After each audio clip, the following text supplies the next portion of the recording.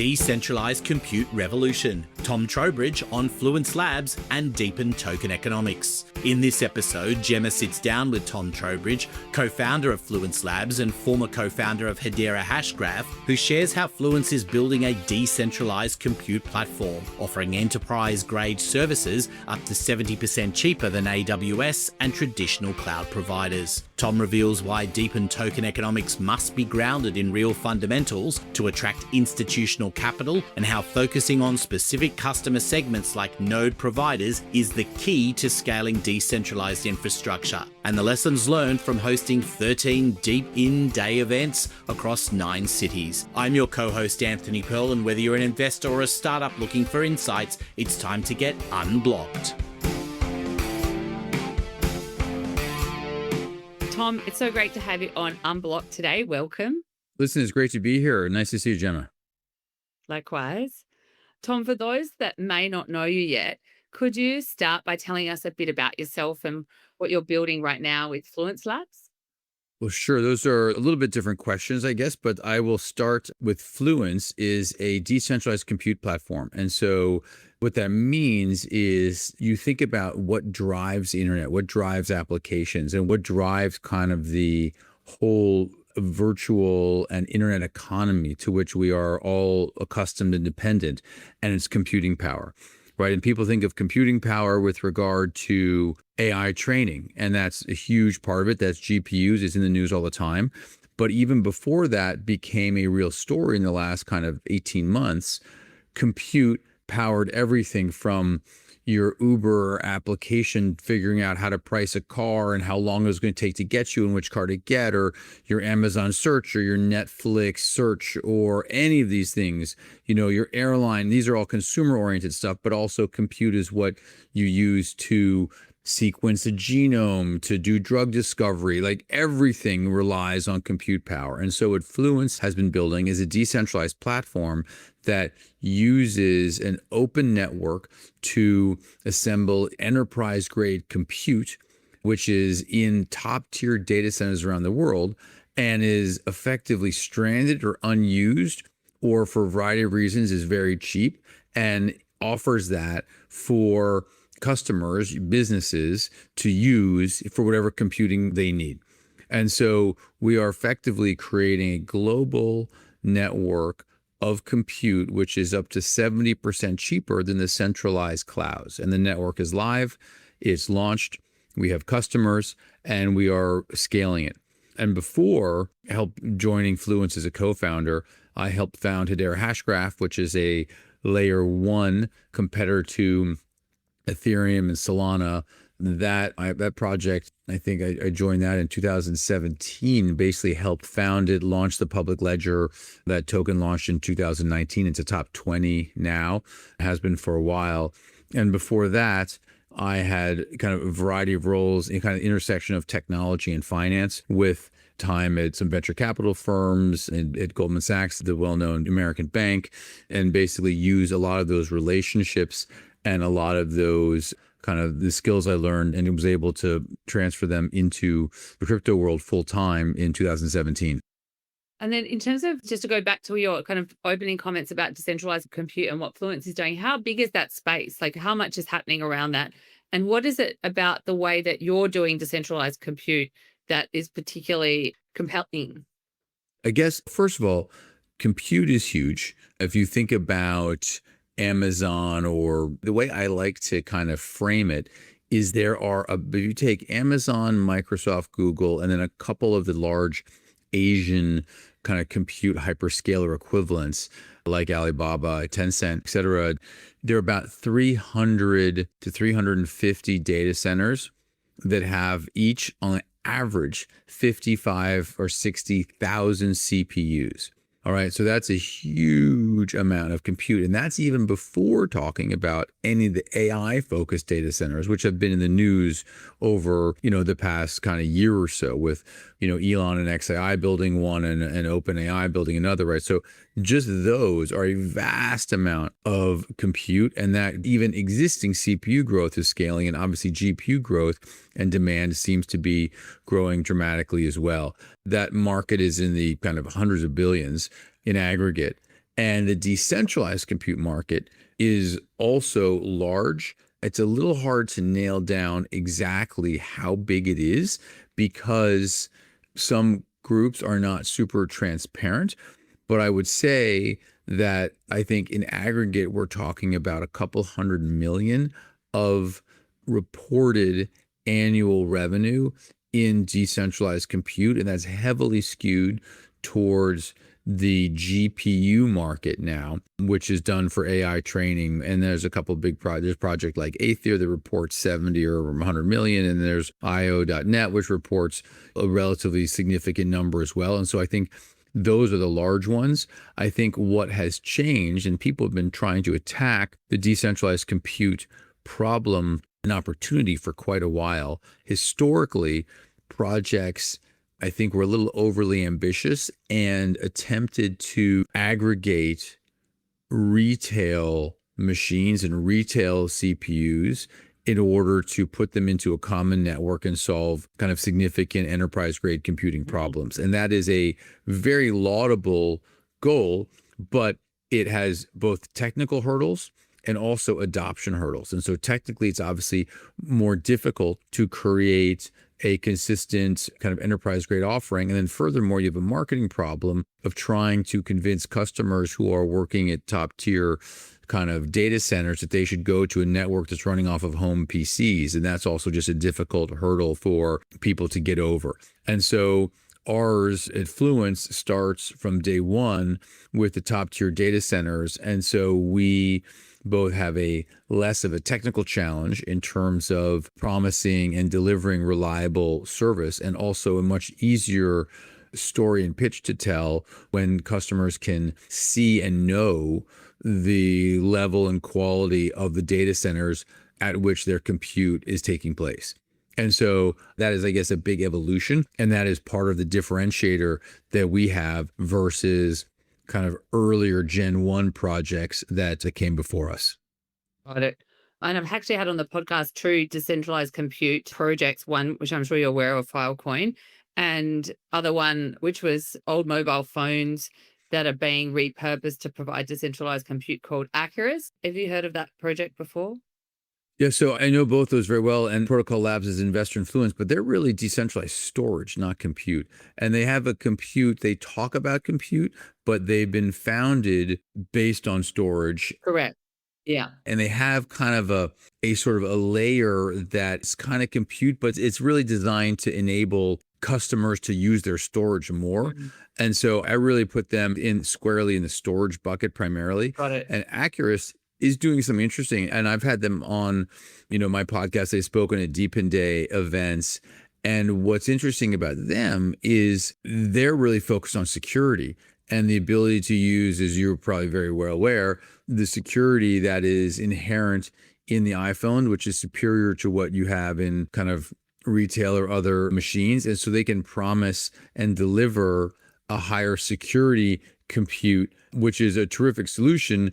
It's for a number of very specific applications. And so I think that is certainly interesting. It's quite different than in terms of, I think, scale of compute in terms of what they can offer. But the security level is clearly a very attractive attribute they have. Got it. Thanks for just kind of distinguishing those segments in a more fine-grained way. I mean, you mentioned IO.net and Aether. Are they the main other projects that you would put in the same category as Fluence? Yes, both of those projects are in the decentralized compute space for sure. So in one sense, yes, they also are exclusively focused on GPUs.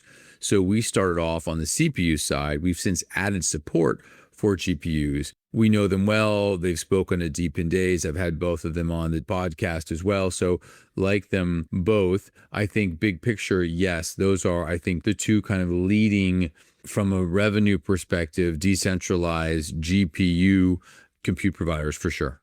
Mm-hmm. Great. And apart from Fluence Labs, could you tell us what else you're working on? Obviously, you've got a podcast. Tell us about that and other things. Well, yeah, we've consolidated a couple things into something called DePIN Space, so depinspace.co. Mm-hmm. And what we've done, and this was a desire, I think, basically what happened was we launched Fluence at ETH Denver in February of 2024. And as part of that launch event, which is kind of an IRL launch event, which had kind of stopped during the COVID period. By the time we got to 2024, people were back doing those. And we invited a number of other projects and investors to speak as well. And so we had an IRL day for the Fluence launch. And we realized that there was a lot of interest in DePIN, and we had a lot of relationships in the space. Even though our launch is done, we can keep doing DePIN focused events. And so we then created more of them. And I think we've done, as of now, 13 DePIN Day events around the world in, I'd have to look, but 9 different cities or 10 different cities. And then realize also we've got these events. It's great to dig into more detail with a larger number of projects, some of whom may not even be able to make it to these events. So I host a podcast called DePINed as well. And those are just all designed to raise awareness of the DePIN space and of projects, investors, and providers and thought leaders in the DePIN space. And so it basically is something that Fluence subsidizes. It's only a question of how much money we lose, not if we lose money, but it's just a way for us to kind of bring the ecosystem together. And what I find in DePIN is that L1s, as an example, all know of the other competing L1s pretty much, right? But if you're in DePIN, the commonality is really the business model having a token component to it, but you can have otherwise businesses that would have no recognition of each other, right? And so you could be Accurus, for example. You could exist for 20 years and not know of Wingbits, which is tracking airplanes, because why would you, right? And so I find that this sector benefits from a space, for whether it's a virtual space or a physical space, for people to come together because they're not coming into contact with other projects as regularly as you would in other sectors where you have kind of more natural overlapping kind of relationships. And there still is a commonality there of how do you scale networks? How do you buy and reward? How do you buy hardware? How do you design hardware for some? And then how do you attract and send customers? There's still some key commonalities that make it worthwhile, but it has been, I think, really interesting and has really helped us as a project to get to know the broader ecosystem than if we hadn't done it. Yeah, so what I'm hearing from what you're saying there is it's partly just for generally understanding because you're interested to know what's going on, but there's also the potential for information sharing that's actually useful for your project and others through that process that you recognize as well. Yeah, I mean, that is definitely true. We have gotten some customers as a result of it, some DePIN projects that are using Fluence Compute. So that has happened. But I think it's also just been helpful overall to know the challenges that other projects face, the opportunities that they're facing as well, and some of the successes. And I think that is also a real benefit to hosting these. And I mean, I should have looked this up beforehand, but I know we've had it's probably close to 150 speakers at these different events. And I think I'm at like number 70 or 72 in terms of recorded DePIN podcasts. So it's been a considerable effort. I think earlier this year, just recently, we did a DePIN day a month for a couple, like we were in Buenos Aires. It's been a big pace. Somewhere else in South America? Yeah. Well, Buenos Aires was around DevCon. In terms of like token models, could you tell us about the token model for Fluence and how it works if you've got one? Well, sure. Listen, I think that's a really important thing. And that is, I think, a key thing that is important in DePIN. And also, I'll just mention that I wrote a paper on DePIN token economics, which you can find at depinspace.co, where I review probably 30 different projects in terms of their token economics and kind of try to distill down the key factors in the different types of DePIN projects and how to attract and use it. But I think the basic point I have is that DePIN is a space which will generate real revenue, and with that will come real investors, and with real investors comes real scrutiny. And it's not just meme coins. And the comment I love to say is DePIN's not a meme. And so with regard to Fluence, what we recognize is that in order for a token to be successful over the long term, that token should bear direct economic relationship to the scale of the network. And so those have to be linked together. And so with regard to Fluence, with many projects, you can have revenue. The revenue can buy and burn a token, and that I think works for a number of DePIN models. But for us, because we're a network, we connect providers and suppliers. So Fluence itself doesn't generate the lion's share of the revenue. But what does happen is we have to secure the compute on the platform. And so for every CPU that joins the Fluence network, Fluence tokens must be staked in order for that CPU to be active and provide service. And then people add CPUs because then they share in the revenue of those CPUs, right? And so as Fluence scales, more and more Fluence tokens need to be staked. And importantly, they're Fluence tokens, but the amount staked is dollar-based. So if the token goes down and you add a new CPU, that new CPU will require more tokens to be staked than the previous CPU because the dollar amount's consistent, not the token amount. And now token goes up, right? The next CPU that joins requires fewer tokens, but obviously it's higher at that point. So it is, I think, the dollar kind of denomination of that, I think, is very important. And I also think the relationship of that demand to the scale of the network. And the thing I like to say is that if, or I should say when, we get to the scale of, back to my comment about the scale of the compute ecosystem globally, one 55,000 CPU data center, right? I mentioned that hyperscalers have about 300, 350 of those.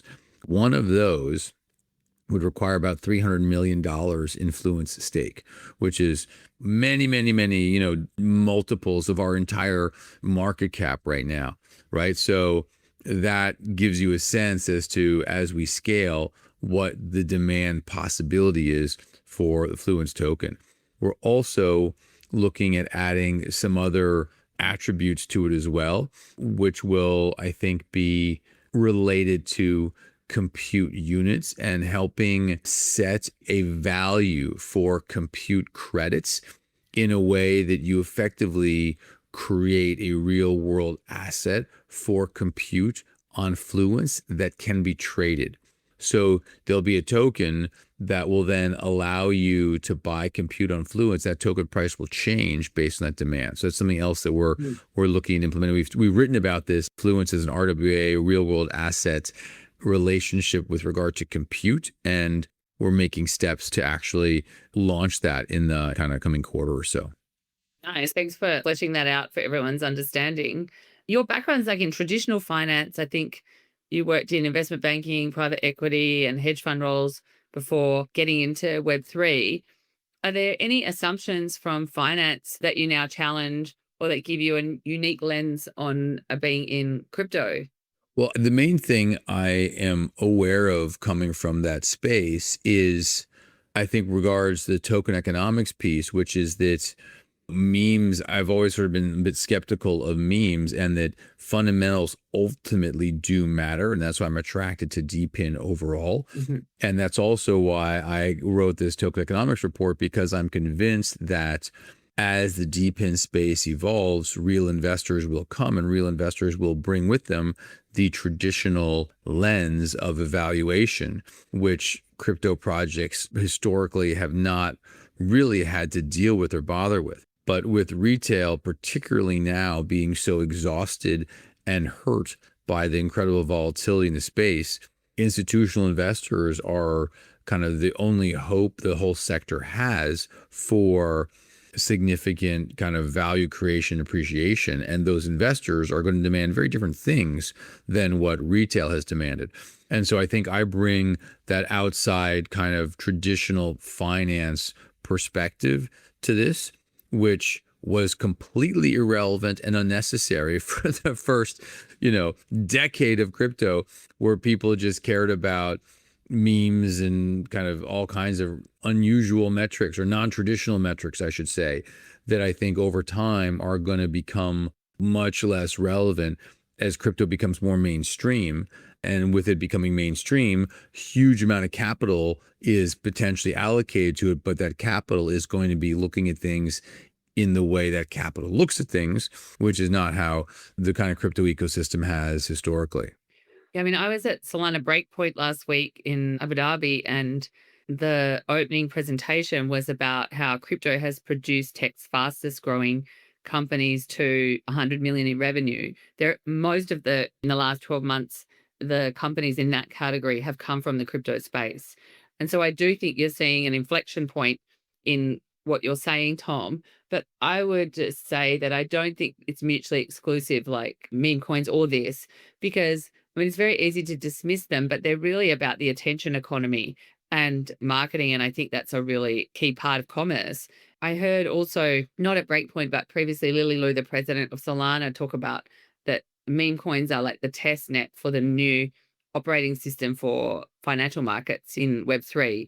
I mean, that just kind of makes them sound more like itinerant rather than anything of substance. But yeah, I don't think they're as trivial as, and the real stuff's happening over here. I think they're both significant. Fair enough, but I guess I'll make two comments. So those first, the comment you said about the fastest to 100 million revenue, how many of those were exchanges? I would think a lot were. I'd love to see that list because I gotta think a bunch of those were exchanges. Yeah, so Fantan, Snowflake, Aave, Ramp, Radium. I mean, there are dexes in there, obviously. Backpack, Sky, Snowflake, Jupiter. I'll send it to you. Uniswap. yeah, but Uniswap, right? So there a bunch of is pumped up. I mean, those are great, but a lot of those are companies. Uniswap a little bit different, but because I would think that a lot of the crypto success has been, I mean, look at Tether, right? These are centralized. Tether's like the biggest success in the space. And so I would love to see that, but I think a lot are going to be more traditional businesses in the crypto space. So it's a little different. Yeah, I mean, Tether's not on the list. I've just sent it to you on WhatsApp for what it's worth, so you can have a little glance if you wanted to. Yeah, let's see. And then the other point is that on memes, let me be super clear. Memes are not going away. And for sure, they provide something fascinating, interesting, and I don't think they go, but I also don't think that that's where pension funds, endowments and foundations, Totally. right? They're not going there. Now they may go into a pumped out fund that enables that. Great. But people will always trade meme coins, no doubt, and they're meme stocks, right? So don't get me wrong. I don't think that goes away at all, but that's not where I think the institutional capital is going to go. That's all. I would agree with you on that. But having said that, the institutional capital is going into the layer one, which is using that. So they are doing that, but more in a secondary or inadvertent way, let's say. Yeah, they're monetizing it. Mm-hmm. It's a way to monetize that. It's a use case, which is being monetized. It's like going into an exchange that trades where money is created, where the value is created by the people who are trading these meme coins. Same thing, which is, again, I don't think it goes away at all. But I would also be curious to see meme coin volume over time, because I got to think it's down significantly, but I don't know. Well, there was a debate actually on stage about whether, token burn's good. And in, I think, the case of Pump.Fun, the community wasn't happy about the company reinvesting to grow the market because they didn't believe there was a huge growth opportunity beyond the current status. So they were not, because the debate was about, should you do value distribution to token holders? Should you burn tokens? And how much should the company retain as well? So it's kind of like, yeah, and that's a fun philosophical debate because I get it. And if you compare it back to the traditional world of stock buybacks, right? Can the company invest capital more effectively and grow, right? Or does it buy back the stock and effectively return money to shareholders? And so if you want to be in a company that has a better use for the capital, right? So that's the concept. However, the crypto concept, what I would say is that, let me phrase it this way. You have another overlay in crypto, which is trust. And a lot of the projects that I mentioned who claim a lot of revenue, there's no auditing. There's not even case studies, right? They're just, here's what I have, right? And so you have zero accountability. And I frankly think there's just a question of time before some of these projects that claim a bunch of revenue are found out to not have them or have it to be, very overstated. And so buy burn is even more verifiable than an audit, We've all seen audits that have a huge amount of number of companies in the traditional finance space that the auditors have been completely fooled. So buy burn done correctly, transparently, validates, proves revenue in a way that even auditors are not as effective at doing. So that's kind of point one. And then point two, if the company holds some treasury, as many do, if you buy burn, you then have treasury, your treasury is more valuable, and then you can then spend some of that treasury on whatever you need to do and sell some of that. Now you end up in some of a similar place, but you're at least fully aligned with the token holders at that point. And what I argue is that every divergence from 100% buy burn is now diverging from your token holders. Now, it may not be much, it may just be a little bit, but it is some divergence. As a token holder, I would like to be fully aligned with the management of the project and what they're doing. And so any divergence from 100% starts to creep that disalignment up. And to the extent where they do zero buy burn and keep all the revenue themselves, well, then why do I even hold the token? That doesn't make any sense whatsoever, right? So you got to figure out where you are on that spectrum. But if I have a project that's generating revenue and there's zero buy burn, then I can't think of a reason to hold the token. Interesting. Yeah, I mean, you can actually listen to the debate. It's on YouTube. You might find it interesting, Tom, because you've thought about this quite a lot. And the analogy to, traditional financial markets was made as well. And that with TradFi, they can just basically apply for permission to do a buyback, but then sit on it and not actually do it. Whereas in crypto, if that was stated that the company was operating like that and then they didn't, it would be seen far more negatively than in TradFi. And it sounds like you would prefer a buy and burn than like a staking model with value distribution to token holders. Is that right? I guess it depends a little bit on the project. I think it's a buy burn is just much, much simpler. Staking can be useful, but I guess unless there's a reason to stake, i.e. trust, then you add a layer of complexity, but you also add a layer of additional token demand, right? And you are then rewarding people who stake and lock up for a longer period. So I would say that if you have 100 million of revenue and you want to reward people that stake with that revenue, I'm not against that. It's a different mechanism, but to be clear, that's a different mechanism of rewarding token holders. That may take a little bit longer. It may not reward all token holders, right? But it also rewards activity, the behavior that you want to reward. So I'm not against staking rewards at all, presuming they're done openly, transparently. But again, we're back to the same thing of that rewards token holders. And again, if it's 100%, the capital is returned, revenue is returned to staking rewards, that's hard to argue with. It's more, to me, the question of how much is retained to run the business. And obviously you would think some needs to be retained to run the business. That comes back to how big is treasury, how aligned are you with the treasury or not? And that is, I think, more the question, whether it's staking rewards or a buy burn. Got it. How do your clients find that maybe aren't in Web3 find having to buy and stake tokens in order to access the service?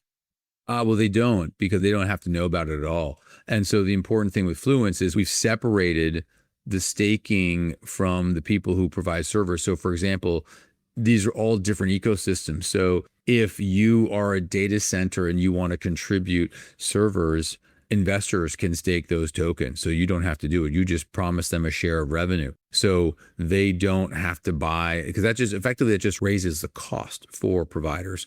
And that's not their business to do that. So we have a model where individual investors can do that, institutions can, or there are pools that do that as well. So you as an individual who don't have enough to stake to a particular machine can contribute your money to a pool. That pool then stakes. So the provider isn't forced to do that. And then if you're a compute user, you also can pay in fiat, so you don't have to pay in tokens as well. So the idea is we sort of want to abstract out as much as possible the complexity of crypto. Gotcha. I mean, you mentioned, I think earlier that Fluence has lower costs. I think you said earlier something like 70% compared with traditional services.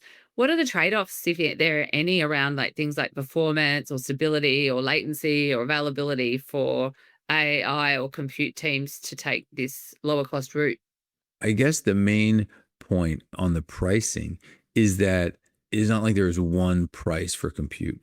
And so when I say that price, Hmm. that is off of a list price at a data center. But then if you are going to have a longer term commitment at a certain scale, right, then your pricing starts to go down. And so our pricing, the discount at which it is available, or rather the discount to which you can compare, really differs based on the scale and duration of the compute you want to purchase. And so if you're talking about larger numbers for longer periods of time, then the Fluence price is at less of a discount than the hyperscalers. Now, in terms of trade-offs, the main point is that we're offering similar, if not the same machines, same kind of reliability and top tier data centers. You don't have the brand name, right? So that is one thing you don't have. We also are working to implement SLAs. That I hope that comes soon, but the SLA is a key piece that we need to have that we don't, which is something that is, I think, will unlock a lot of use for us when we complete it, but we don't yet. But those, it's really brand name and kind of comfort in using it are really the two main things. But let's also be clear that we don't offer a full range of services at all. And compute sounds like it's one thing. Compute is a very complex, heterogeneous set of services. And so our first customer base are third-party node providers. And so these are companies that, provide and run nodes that support a wide number of layer one and other blockchains, and they run them for individuals and for companies. And so for those businesses, about half of their cost is compute. And so we can then save them. Again, these are people that buy at scale and longer duration, right? So we're not saving them 70%, but we can save them 20 or 30, and that's off of half of their cost base. And so that is compelling. And I think that is by itself $1 billion market. And so that just gives you a little bit more detail in terms of what we're looking at and doing. And because it's selling a very basic compute service, the differentiation in terms of what's offered versus centralized clouds is very, very small because of the basic purpose and basic use of compute for that use case. I'm intrigued about the decentralized versus the centralized option. And is your target market the same market as people? Are you trying to convince some of the people that traditionally have now been using those more centralized services, AWS and the like, to start considering this as an option? Oh, 100%. And they are.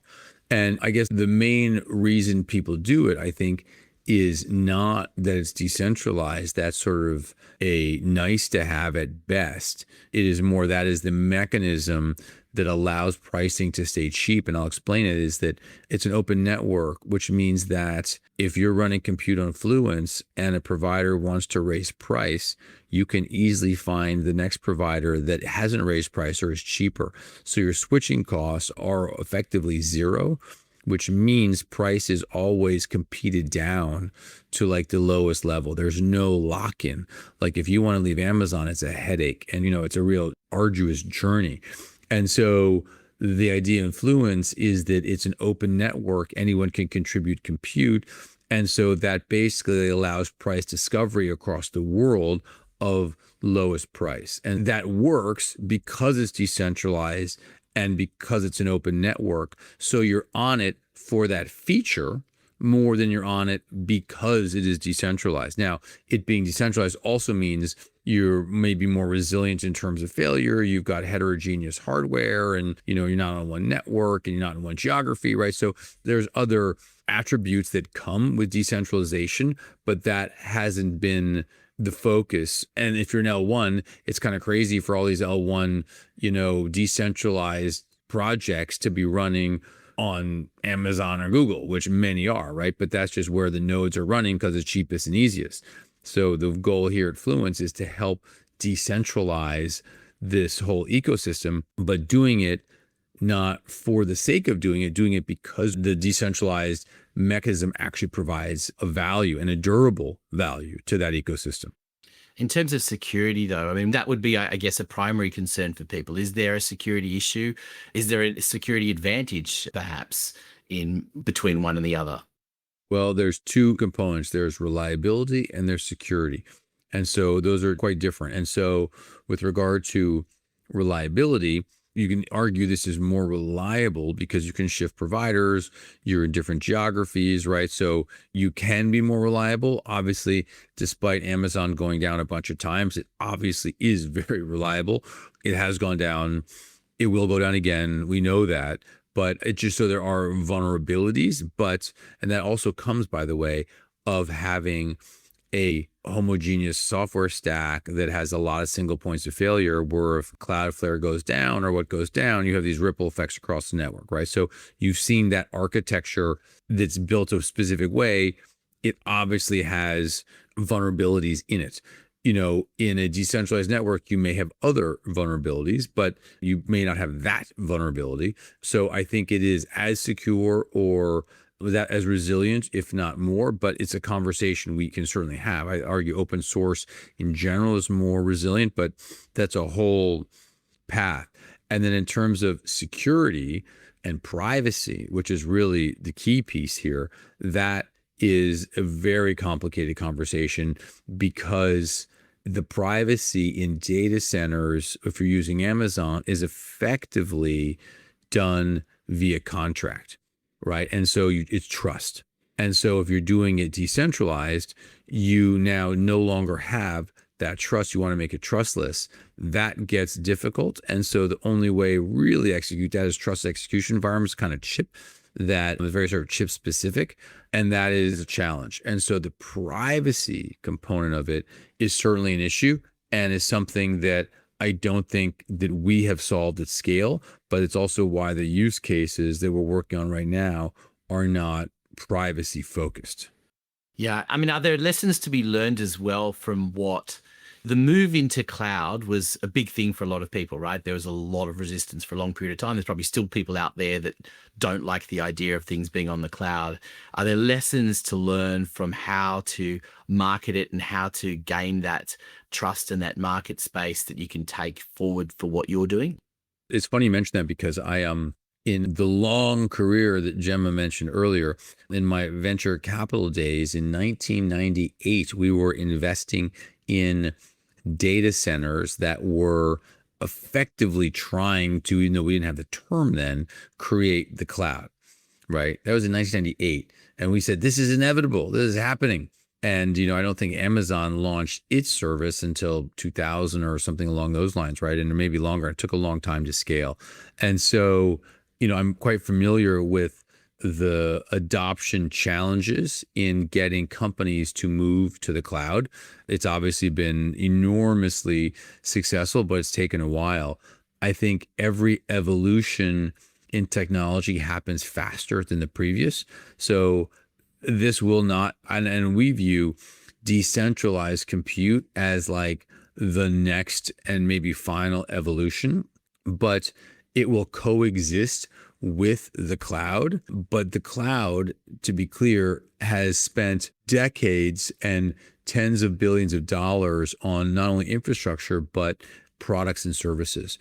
And so that is a very difficult thing to compete with. And so what I think our lesson is to focus on one segment at a time and really work to find a product and offering that resonates with one particular segment and then grow from that segment to one other segment, because it is just impossible to try and compete with the cloud across all the products and services they offer. And I think in the beginning, if I think back to my data center investment days, there was a wide number of different types of businesses that I can think of two we invested in that were trying to bring into the data centers. And we probably should have focused on customer segments more than geography at the time. And that would have, I think, helped our scalability back then. So that's one way we look at it and one thing we've taken away.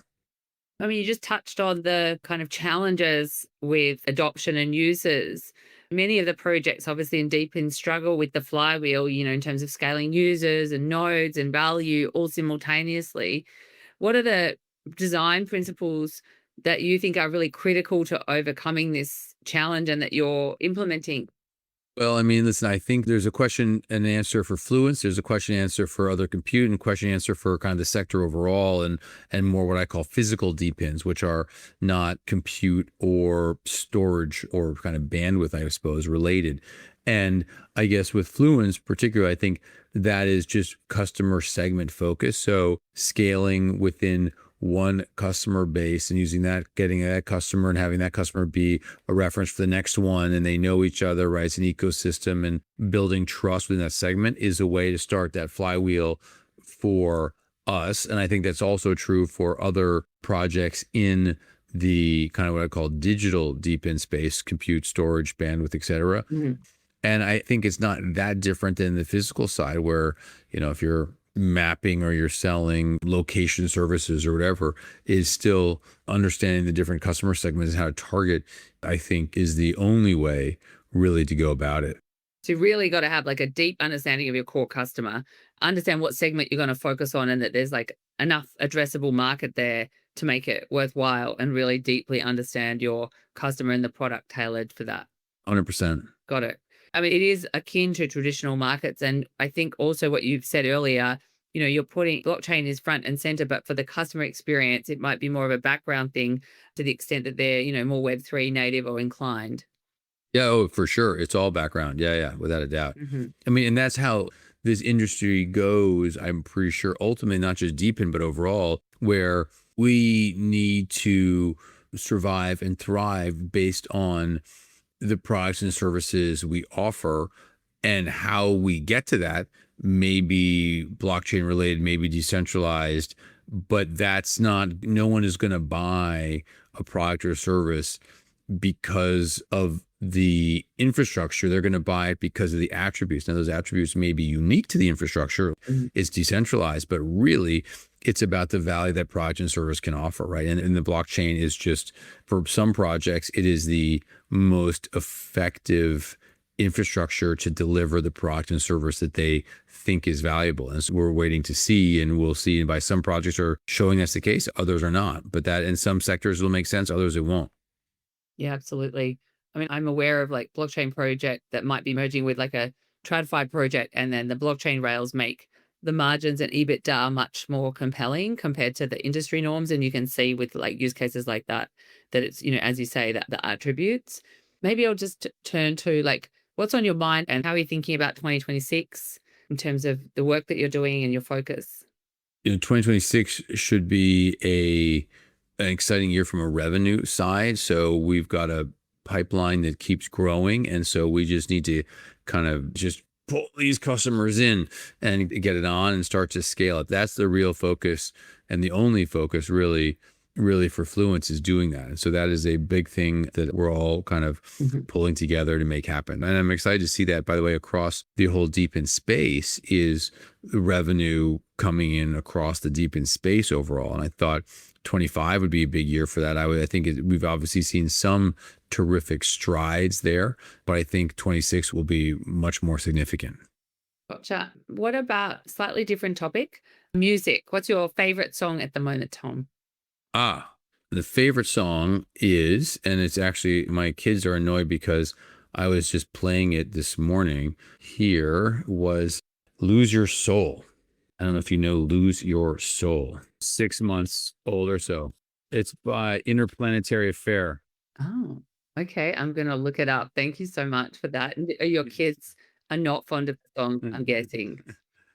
Well, it's because it says, I'm going to get up. I wake up to the beat of the drum. So in the morning, it's kind of a fun thing to try to get them going, It's kind of like the Dolly Parton song, Working 9 to 5. Yes, but the other one I play is 5 minutes before school. There is a country song called You Got 5 Minutes. And so they're very familiar with the 5-minute song as well. Oh, I'm going to use that for my kids as well. They're quite often telling me that I'm very cringe, and I'm sure this will help in that accolade. Yes, exactly. Tom, it's really been a pleasure to have you on Unblocked. Thank you so much for joining us for the conversation and helping us to understand more about DePIN and also decentralized compute space and what you're working on. And it's not just about, the work you're doing. You're really trying to support the ecosystem to understand itself, understand each other, and through that kind of cross-pollination for it to kind of reach and fulfill its potential. So I just wanted to acknowledge you on that and really appreciate your time today. Well, appreciate it. It's a bunch of work on our side, but it's been fulfilling. And so we want to keep doing it. And we've got to get you on in person at one of our DePIN days. So hopefully we can do that in 2026 as well. Thank you for the invite, and I accept. I would be delighted. Thank you. That's all for this episode of Unblocked. Please check out the show notes for information on Power Ledger and other contact information. We welcome your comments and feedback, and please hit subscribe wherever you are listening. This podcast was produced by Podcasts Done For You. We look forward to your company next time on Unblocked.